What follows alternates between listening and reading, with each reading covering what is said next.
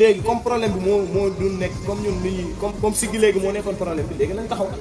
comme siggi la doon wax Senghor bañ mu ne léegi comme siggi mooy kii bi léegi nañ taxaw ñu créé na journal taxaw journal boobu noonu publié na ci ay affaires yu am solo plusieurs fois aussi ci parcours politique am Senghor confisqué na ay kiiwam récépissé bañ ko koo jox bi Senghor jëlee récépissé am dañuy dafay boobu mi ngi mobiliser gars yi les paysans di leen wax ay wolof yi leer nañ pour ñu mën a dégg li ñuy wax mu ni leen gars yi li ñuy wax ci assemblée bi nii di ko wax ci yeneen làkk bu ñu leen ko waxee yéen ngeen yaakaar ni xam-xam la bu ñu leen ko tekkiloon ci wolof ngeen foog ay yar ci meeting la ko waxee meeting politique am Cheikh Anta tamit waxaan ni ñi nga xamante ni si ñoom ñooy africains yi bu fekkee bëgg nañoo dem mënuñu passé lu dul ci unité ci livre bi mi ngi ciy wax ni il faut basculer l'Afrique définitivement sur la pente d'un destin fédéral maanaam nit ñu ñuul ñi foog ñu boole seen i doole boole seen i xam-xam Amérique pour mu nekk ci kaw dafa booloo ñu ngi gis union européenne ñu ngi gis yi ñun suñu union africaine yi suñu CEDEAO yi ay jaaxal parce que gars yi tas nañ ko ba pare tey nga jël Sénégal jël bëtt Casamance jël Gambie dugal ci biir après nga traversé bëgg a dem Casamance dañuy indi ay problème yoo xamante ni si après ñun africains yi bu ñu comprendre unité bi ñu amoon au début dafay nekk problème moo tax boo liiree Cheikh Anta surtout boo nekkee ndaw citation bi nga xamante ni si man moomu gën a marqué ci lim bind lépp mooy citation bi mu wax ci livre am je pense ba ma jiwul mi ngi ciy wax ni l'Africain qui nous a compris est celui-là qui, après la lecture de nos ouvrages, aura senti naître en lui un autre homme, animé d'une conscience historique, un vrai créateur, un promoteur porteur d'une nouvelle civilisation et parfaitement conscient de ce que la Terre doit en son génie ancestral dans tous les domaines de la science, de la culture et de la religion. Machallah. Parce que foofu noonu bu ñu fa delloo rek maanaam dañuy am lépp li nga xamante ni si moom la ñu gën a am li nga xamante ni si daal moom laay woo ndaw yi moo ñu dem ñu découvrir Cheikh Anta parce que bëri na ay ndaw yoo xamante ni si tey ci yeneen domaines yi ñu ngi nekk école ñu ngi def ay prouesses mais bu ñu liree Cheikh Anta ils vont devenir des génies parce que gars yi xam nañ ko li tax ba tey ñu ngi ñëw fii nii ci kër Cheikh Anta di ñu wax dañuy créer musée Cheikh Anta après booy dañuy ñëw visiter ko mais enjeu bi dëgg-dëgg moo ñu jàngalee Cheikh Anta te autorité même yi fi ñëwoon ñoo la gën a xam loolu parce que xam nañu suba bu ñu jàngalee Cheikh Anta kenn dootu fi jënd nit maanaam nit kenn dootu ko woo ba mu ñëw nga ni ko 2000 francs laa lay jox pour nga solal ma t-shirt wala ma maanaam nit africain bu demaatee ba xam moom mooy kan xam li mu def lépp dootul nekk cette personne là bi nga xamante ni si dañ koy traité dootuñu aussi gëm ay thèses yu nga xamante ni si comme ay thèses yu Darwin yi di ñu gëmloo ni par exemple nit dafa jugee ci ay primates wala dafa jugee ci kii Cheikh Anta am na benn citation xam naa foofu lay tëjee wax na ni la nature n'a jamais créé deux fois la souris deux fois le chat ni deux fois l'espèce humaine mu ni la nature au passage crée une espèce et puis cette espèce évolue se différencie se fragmente mu ni la nature ne revient jamais en arrière pour créer deux fois ou trois fois l'homme mu ni elle a créé une fois l'homme en passant et c'est en Afrique. Macha Allah mu ngi seet jàpp naa ni daal benn question bu ndaw laa amoon balaa sama téléphone di surchauffé waat mooy sànq dañ ñuy woon soxnaay Cheikh Anta ma gis ni bokkul ak ñun couleur de peau. waaw te moom dafa yàgg di prôner africanité mën nga ñu ñëwal tuuti ci histoire boobu relié tubaab ak Cheikh Anta moom mi nga xam ne day valoriser le noir.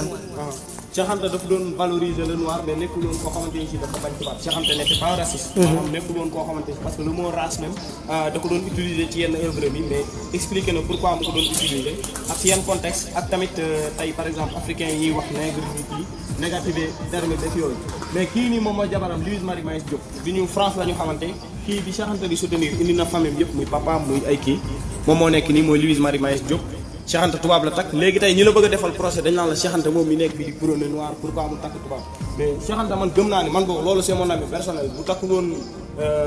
jàmbaar jii nii soxna Marie Maïs kon li mu def dana bëri loo xamante ni si di ko def waaw man boobu loolu sama avis personnel la parce que mooy ki nga xamante ni si daf ko soutenir du début à la fin ca France bi soutenance bi soutien bi mu ko doon def ci France la tàmbalee avant ñu ñëw fii bi Cheikh Anta ñëwee Sénégal dafa ànd ak moom la preuve bi mu décédé bi Cheikh Anta décédé moom dañuy du marié waat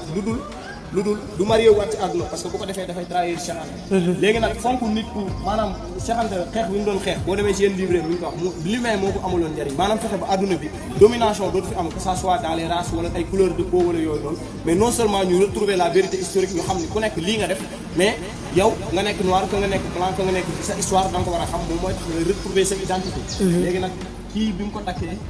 ñoom ñaar ñu sëy yàlla may na leen ñeenti bant kenn ki mi ngi tudd taw bi mi ngi tudd Cheikh Mbacké am nañ ci Massamba Sassou Diop am nañ ci Jomo Kenyatta am nañ ci aussi koo xam ne Samori Touré la ko tuddee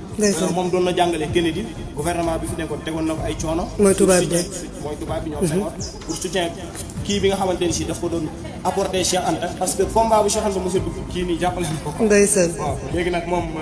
ci bu yàggul la décédé boo demee mi ngi ci wetu Cheikh Anta ceytu nañ ko denc. macha allah. kon ñi nga xamante ne si dañuy wax thèse yooyu noonu Cheikh Anta nit ku ñuul la doon défendre ba pare takk tubaab foofu comme tubaab bi dañ ko doon traité de raciste ni moom nit ku ñuul rek moo ko tax a jóg. bu mu takkee tubaab bi je pense que moom répondre na question boobu noonu te tagul n'importe qui. moo ko doon jàppale ci liggéey bi presque maanaam ci côté géographie par exemple am na liggéey yu bëri yu Cheikh Anta def ñu bëri ci nit ñi nga xamante ne si dañuy gëstu Cheikh Anta jàpp nañ ne soxna si moom moo ko def parce que Cheikh Anta li mu def loolu nit mënu ko def quoi maanaam Cheikh Anta rigueur scientifique moo ko rey en réalité dafa doon jógee laboratoire bi mi ngi fële dafa doon jógee ñëw ba ci këram fii nii tëdd ay 2 heures du matin léeg-léeg moo xam ne am na lu mu fàtte wala puisque mi ngi nekkoon ci ay processus mu ni day dellu laboratoire xoolal autant parce que boobu gouvernement colonial mën nañ dem ñu fekk ay organisation yu def ci travail gars yi kiiwal affaire yi tëbal affaire yi wala yooyu noonu yëpp wala woon mu war ko dundaale boo demee dans sa bureau amul woon secrétaire da nga doon ñoom nga annoncé wu nga dugg parce que daf ni woon le jour où j'aurai un secrétaire les habitants du Baol et du Kayar n'auront plus accès à moi dëgg la mu ni man du ma woon secrétaire salaire am dafa doon séddale ku ci mel ni professeur Awa Bokal yi bind na livre boo xamante ni si Cheikh Anta la ko tuddee l'humain derrière le savant maanaam nit ki parce que Cheikh Anta xam-xam bi nii rek la ñuy wax xam-xam bi xamaguñ mais nit ki mu nekkoon quoi dafa nite woon quoi dafa tabe woon doon séddale salaire am malgré salaire bu dérisoire kii la ko doon jox bu amul benn njariñ mais yooyu noonu yëpp da ko muñaale ba moom li mu bëggoon a def fexe na ba réussir ko te Cheikh Anta ne woon na ndaw 21e siècle yi ñoom ñoo may comprendre te jàpp naa ni commencé na ci ñun man après bac laa ko découvrir mais nii man nit mënatul wax buy wax nii ci xam-xam dama koy déglu ba pare mais nga xam ne kii waxagul lu Cheikh Anta wax parce que il a replacé les civilisations nègres et négro-africaines dafa dans un cercle boo xamante ni si ñu ñuul doonu ci génn moo tax ñun suñu njiit yi bu fekkee éducation bii ñuy wax ni wala yii ñuy wax ni dëgg la il faut ndaw yi ñu wax leen kan mooy Cheikh Anta Diop parce que ndaw yi bu ñu ko xamul lenn moom mooy am tubaab bi déjà ñu ngi ñuy waaxu nañ ñu ci côté yëpp napp nañ ñu jàpp nañ ñoom ñoo ñu gën ñun bu ñu solul comme tubaab bi jàpp nañu sañsewuñ bu ñu waxul comme ñoom jàpp nañu waxuñu bu ñu deful comme ñoom seeni pratique jàpp nañu de civilisation occidentale c'est une civilisation de contre nature ñoom xamuñu fan lañ jëm ñàkk xam foo jëm moo tax nga ni nit ku góor ak ku jigéen nañ sëy ku jigéen ak jigéen nañ sëy loolu ki am projet boobu mooy nit bu juddoot ci àdduna bi léegi nag fi mu toll nii enjeu bi mooy ñun ñu fexe ba ñu reproduire yaa ngi sax léegi idéologie féministe yi mi ngi jóg fu nekk ñu naan la ay il faut ñu lii naa mais enjeu bi loolu ñoom xam nañ ko parce que tey ñoom bu ñu soxlaa ay bras dañuy woo africain yi parce que Afrique Allah mi ngi ko doon wax ci livre am bi un destin pour l'Afrique mu ne l'Afrique en raison de la disponibilité de sa jeunesse et porteur d'espoir ñun am nañ ay ndaw yoo xamante ni si wér lañ dara jotu leen ñoo am ay suuf yu daloolu soxlawuñ pétrole soxlawuñ gaz soxlawuñ zircon soxlawuñ leneen nañ exploité suñ suuf yi jël ndaw yi jox leen ñu liggéey voilà bu ko defee après li ci des yëpp suñ problème yëpp on va les régler soxlaatuñ ay yeneen ressources ak ay yeneen kii il faut nag li nga xamante ni si mooy enjeu bi ñun en tant que Carbone 14 ñun lancé nañ pétition pour ñu introduire les enseignements de Cheikh Anta Diop parce que mooy enjeu bi yii ñuy def nii yëpp voilà c'est à saluer parce que comme ñeneen defuñu ko woon ñoom def nañ ko muy musée muy leneen mais célébration Cheikh Anta même centenaire bi gis nañ ni gars yi ni ñu ko waroon a defee wuñ ko waaw te ñun jeunes yi aussi chaque fois am nañ ci responsabilité dañuy wax ni nguur gi deful lii nguur mais est-ce que ñun montré nañ suñu intérêt est-ce que ñu ngi def pression est-ce que ñu ngi def exigence loolu tudd exigence citoyenne parce que boo demee ci yeneen dëkk yi li tax président ñemewu ñoo def benn affaire non seulement dënk nañ seen constitution bu président maanaam nit mënu ko sut mais aussi fexe nañ ba ñoom ñoo am exigence citoyenne maanaam bu peuple bu conscient lañ boo xam ne boo leen xoolee ñemewuñoo seen président bi di leen xool di leen def yenn affaire mais fii da ngay gis président boo xamante ni si day jël n'importe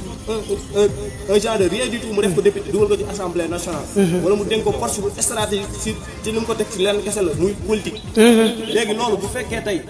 tey loolu mi ngi compté moo ñun amuñ exigence tey da nga ñuy gis ñu ni Cheikh Anta nangam il faut ñu kii ko boo wootee fii nii centenaire Cheikh Anta kenn du ñëw en plus yaa ngi gis combat Modou Lo Boy Niang mi ngi ñëw boo yëpp doon ci wax daan ci commenté suba ba ngoon te centenaire Cheikh Anta duñ ci wax kon problème bi aussi buñ ko jiñ rek on n'a pas que nos dirigeants comme problème mais aussi on est un problème il faut ñu jéem a conscient il faut ñu jéem a conscientiser ñu jege te ñu bañ a dem ak sentiment de mépris koo gis nekkul ci li nga nekk nga jéem koo woo nga waxtaan ak moom ci njëkk te bul ko jéem a jugé wala nga kii parce que buñ ko defee rek après mën na indi yeneen sentiment te bu boobaa du kii maa ngi jégalu bu baax kàddu yi am na solo ay yoo xamante ni si macha allah mooy li may wax sànq rek jot nañu xam Cheikh Anta ndax képp ku ko xam moom gëm naa ni ci lii ngay nekk mooy ci l'essentiel man moom ñàkk koo xam moo tax ma ne faaw nga am loo ñu partagé su ko defee ñu ne tam waa taxawaay bi surtout man moom bokk na ci lu tax ma ñëw man moom mii bokk na ci lu tax ma ñëw dama gis ni lii am na fi tey ma ne lii faaw ma ñëw bokk nga ci lu tax ma ñëw te bokk nga ci lu tax ma nar a lijjante ji Cheikh Anta ba xamee ko incha allah su ma ko xamee rek jàppal ni yow yaa tax macha allah.